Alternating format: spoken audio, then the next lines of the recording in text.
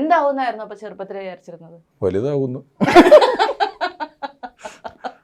അല്ലാണ്ട് എന്ത് ഞാൻ ഏതൊക്കെ ഇന്റർവ്യൂ പറഞ്ഞിട്ടില്ല. ഇതൊന്നും നമ്മളുടെ ഏരിയ അല്ല.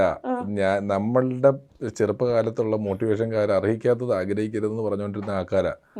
ഇപ്പോഴല്ലേ നിങ്ങൾ വലിയ രീതിയിൽ ആലോചിക്കണം എന്നുള്ള മോട്ടിവേഷൻകാർ വന്നത്. അപ്പോൾ ഇതൊക്കെ നമുക്ക് അർഹിക്കാത്തതാണെന്ന്, നമ്മൾ ഇതൊന്നും ആഗ്രഹിക്കരുതെന്നൊക്കെയുള്ള ബോധ്യത്തിലാണ് ഞാനൊക്കെ വളർന്നു വരുന്നത്. അതുകൊണ്ട് ഞാൻ അങ്ങനെയൊന്നും ആഗ്രഹിച്ചിട്ടില്ല, ഇതാവണമെന്നൊന്നും ആഗ്രഹിച്ചിട്ടേ ഇല്ല. നോ വേ ഔട്ട് എന്ന സിനിമയ്ക്ക് ശേഷം ഇനിയൊരു സിനിമ സംവിധാനം ചെയ്യുമ്പോൾ വീണയെ കൂടി വിളിച്ചാലോ എന്ന് ഈ ഇന്റർവ്യൂവിനിടയിൽ ആലോചിച്ചിട്ടുണ്ട്? ഇല്ല.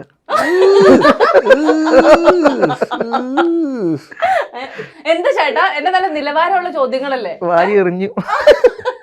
എന്തെങ്കിലും പറയാനുണ്ടോ? ഞാനൊന്നും പറയുന്നില്ല. ഇല്ലല്ലോ അല്ലേ? ഞാൻ എനിക്ക് കുറച്ച് നിലവാരം വരണമെന്ന് ഞാൻ ഇടയ്ക്ക് ആലോചിക്കുമ്പം സമ്മതിക്കുകയല്ല. ഞാൻ സമ്മതിക്കില്ല. ഞാൻ പണ്ട് ഇങ്ങനെയൊക്കെ ചെയ്യുമായിരുന്നു. പിന്നെ ഇതൊക്കെ ചളി എന്ന് പറയുന്ന ഒരു കാറ്റഗറിയൊക്കെ വന്ന ശേഷം നമ്മൾ തമാശ പറയുമ്പോൾ വളരെ സൂക്ഷിക്കണമെന്നും ആവശ്യമില്ലാത്തടത്ത് പറയണ്ടെന്നൊക്കെ വിചാരിച്ച് രാവിലെ ഉറങ്ങി എണീക്കുന്നത്. പക്ഷെ എന്ത് ചെയ്യും? എങ്കിൽ ചേട്ടനോട് അവസാനത്തെ ആ ഗംഭീര ചോദ്യം കൂടെ ചോദിക്കട്ടെ. തീരുവാണോ? വീണ നല്ല അടിപൊളിയായി ചോദ്യങ്ങൾ ചോദിക്കുന്നുണ്ടല്ലോ എന്ന് ഈ ഇന്റർവ്യൂവിനിടയിൽ പലതവണ ഞാൻ മനസ്സിൽ പറഞ്ഞിരുന്നു. ഞാൻ പണ്ട് റീമിയോട് ചോദിച്ചിട്ടുണ്ട്.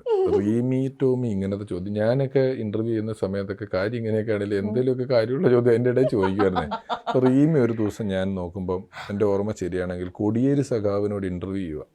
റീമി ടോമി പെട്ടെന്ന് ചോദിക്കുക, ഞാനൊരു കാര്യം ചെയ്തിട്ട് എല്ലാ ദിവസവും ഇങ്ങനെ വെള്ളയും ഇട്ടുകൊണ്ട് കഴിഞ്ഞാൽ മടക്കിയല്ല, നിങ്ങൾക്ക് ഒരു ജീൻസും ടീഷർട്ടൊക്കെ ഇടണമെന്ന് തോന്നണല്ലേ എന്ന് ചോദിച്ചതാണ്. ഇന്റർവ്യൂവിന് ചോദിക്കുവാണ്. നമുക്കൊക്കെ ഇങ്ങനെ ചോദിക്കാൻ പറ്റുമോ? അവർ തന്നെ നമ്മളെ ചെയ്ത് കൊടുക്കും. ഇങ്ങനത്തെ ചോദ്യങ്ങളാണ് ചോദിക്കുന്നത്. അപ്പോൾ അതിനൊരു ലൈസൻസ് എടുക്കുക എന്ന് പറയും, ഇത് ചോദിക്കാനുള്ള. അതായത് നാട്ടുകാർ ആ കൊച്ചിങ്ങനെയൊക്കെയാണ്, അതിൻ്റെ വായിന്ന് ഇതൊക്കെ വരുള്ളൂ എന്ന് ഒരു ലൈസൻസ് കിട്ടുക എന്ന് പറയും. അങ്ങനെ ഹെവി എടുത്തിരിക്കുന്ന ആളാണ്.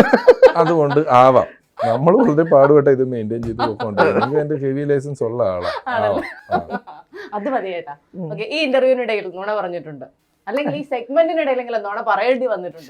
ആ 10 കുറച്ച് കുറയ്ക്കാൻ പറ്റുമോ? 10 ലക്ഷം എന്നുള്ളത് നമ്മൾ പേശിയാൽ എന്തെങ്കിലും കുറയോ? റോൾ ചെയ്തെന്ന് പറഞ്ഞത് ഒരു 1-2 വേണമെങ്കിൽ കുറയ്ക്കാം, പറ്റുള്ളൂ. അതാണ്ട് നുണയെങ്കിലും പറഞ്ഞിട്ട് എനിക്ക് തോന്നുന്നില്ല. ഇടയ്ക്കിടയ്ക്ക് ചേട്ടൻ ഈ വാച്ച് എടുത്ത് തിരിക്കുന്നുണ്ടായിട്ട് എനിക്ക് ചോദിക്കണം എന്ന് വിചാരിച്ചാൽ ഭയങ്കര തിളങ്ങിയിരിക്കുന്ന വാച്ചാണല്ലോ ചേട്ടാ. ബീന്ന് ലോറ തുറന്നപ്പോ കിട്ടിയത്. പിന്നെ കിട്ടിയ എന്തെങ്കിലും ഉണ്ടോ? ഒന്നുമില്ല, ഇത് മാത്രമേ ഉള്ളൂ. ആണ്. ഏതായാലും ഇന്റർവ്യൂ വൈൻഡപ്പ് ചെയ്യുന്നതിന് മുൻപ് നോ വേ ഔട്ട് എന്ന് പറയുന്ന സിനിമ എന്റെ വാച്ചിലേക്ക് നോക്കുന്നുണ്ട്. എനിക്ക് എന്തോ ആണോ ഞാൻ നോക്കിയൊന്നുമല്ല. ഈ സിനിമ എന്തുകൊണ്ട് കാണണം എന്ന് ആളുകൾ ചോദിച്ചാൽ